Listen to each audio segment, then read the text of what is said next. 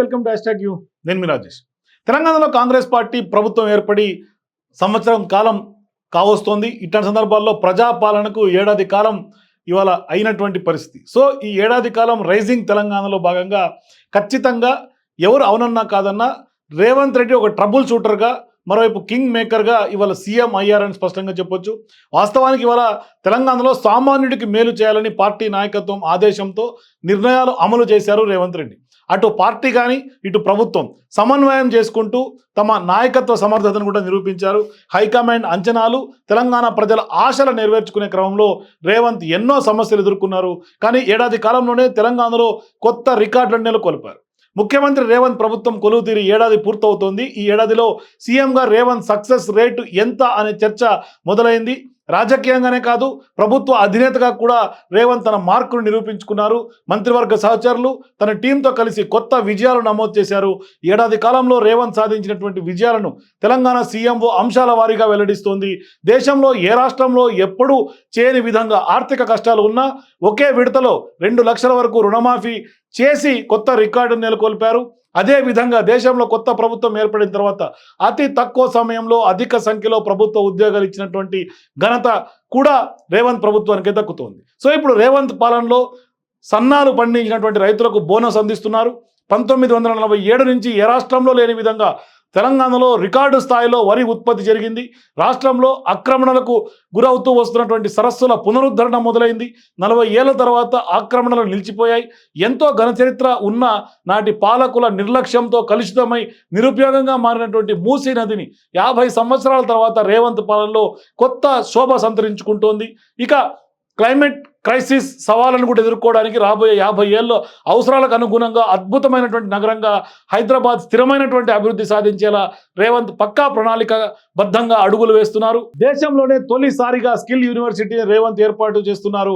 అదేవిధంగా దక్షిణ భారతదేశంలో అతిపెద్ద క్రీడా విశ్వవిద్యాలయం రేవంత్ నాయకత్వంలో ఏర్పాటుకు అడుగులు పడుతున్నాయి. ప్రజలకు ఇచ్చినటువంటి హామీల అమల్లో కూడా రేవంత్ ముందు వరుసలో నిలిచారు. ప్రజలకు ఇచ్చినటువంటి గ్యారంటీల అమలుకు శ్రీకారం చుట్టారు. మహిళలకు ఉచిత బస్సు, అట్లాగే 500 రూపాయలు వంట గ్యాస్ సిలిండర్లు, అట్లాగే 200 యూనిట్ల కంటే తక్కువ వినియోగం ఉన్నటువంటి ఇళ్లకు ఉచిత విద్యుత్ అమలు చేస్తున్నారు.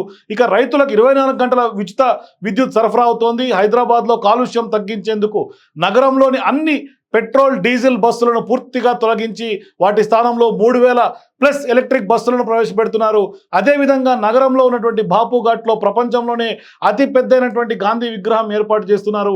ఇక హైదరాబాద్ నగర ప్రజల అవసరాలకు గోదావరి నుంచి తాగునీరు అందిస్తున్నారు. హైదరాబాద్ ఖ్యాతి మరింత పెంచేలా హైదరాబాద్, సికింద్రాబాద్, సైబరాబాద్కు ధీటుగా 4వ నగరంగా ఫ్యూచర్ సిటీ మాస్టర్ ప్లాన్ సిద్ధమవుతోంది. ఇక రాష్ట్రంలోనే 10 ఏళ్ల నిర్లక్ష్యానికి గురైనటువంటి రెసిడెన్షియల్ పాఠశాల పిల్లలకు రేవంత్ ప్రభుత్వంలో ఆహార కాస్మెటిక్ బడ్జెట్లు పెరిగాయి. మహిళలకు రేవంత్ ప్రభుత్వం పగ్గాలు చేపట్టిన నాటి నుంచి అండగా నిలుస్తున్నారు. 1 కోటి మంది మహిళా కోటీశ్వరులను సృష్టించేందుకు స్వయం సహాయక మహిళా సంఘాలను, అట్లాగే మహిళలను పారిశ్రామికవేత్తలుగా తీర్చిదిద్దేందుకు రుణాలు అందిస్తున్నారు. రాష్ట్రంలో సర్వే నిర్వహిస్తూ రాష్ట్రంలో ప్రతి ఒక్కరి అభ్యున్నత దిశగా అడుగులు వేస్తోంది రేవంత్ సర్కార్. సో ఇప్పుడు రెసిడెన్షియల్ పాఠశాల నిర్వహణలో కూడా సంస్కరణలు ప్రవేశపెట్టారు. దళిత, గిరిజన, ఓబీసీ, మైనారిటీ విద్యార్థుల కోసం రాష్ట్ర వ్యాప్తంగా ప్రపంచ స్థాయి సౌకర్యాలతో కొత్త క్యాంపస్లను అందుబాటులోకి వస్తున్నాయి. అవినీతికి చిరునామాగా మారినటువంటి ధరణి పోర్టల్ సంస్కరణ బాధ్యతలను కూడా ఎన్ఐసికి అప్పగించారు. ముఖ్యమంత్రి అంటే సేవకుడు మాత్రమే అనేలా గత పాలకులకు భిన్నంగా సామాన్యులు కలిసే అవకాశం కల్పించారు. అన్ని ప్రభుత్వ కార్యాలయాలకు కూడా సామాన్యులు వెళ్లే వెసులుబాటును కూడా తీసుకొచ్చారు. ఇక తెలంగాణ రాష్ట్రంలో మీడియా స్వేచ్ఛ పునరుద్ధరించారు. వార్తలపై నియంత్రణ, బెదిరింపులకు కాలం చెల్లిందన్నట్టుగా ఆయన సంస్కరణల దిశగా అడుగులు వేశారు. ఇక డ్రగ్స్ పైన రేవంత్ సర్కార్ యుద్ధం ప్రకటించింది. భవిష్యత్ వర్గాల కోసం డ్రగ్స్ విషయంలో రాజీ లేని విధంగా కఠినంగా వ్యవహరిస్తోంది. ఏడాది కాలంలోనే అధిక మొత్తంలో పెట్టుబడులు తెలంగాణ ప్రాంతానికి వచ్చాయి. ఇక రీజనల్ రింగ్ రోడ్, రైలు ప్రాజెక్టులు తెలంగాణకు దక్కాయని చెప్పాలి.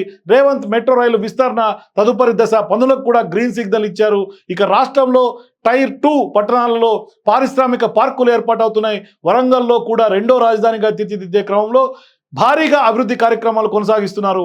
పేదలకు ఇల్లు అందించే లక్ష్యంతో 4 లక్షల ఇంద్రమ్మ ఇళ్లకు ఆమోదం తెలిపారు. ఇక పేదవాడి ఆరోగ్యం కోసం రాజీవ్ ఆరోగ్యశ్రీ ద్వారా ప్రతి వ్యక్తికి 10 లక్షల విలువైన యూనివర్సల్ హెల్త్ కేర్ అమలవుతోంది.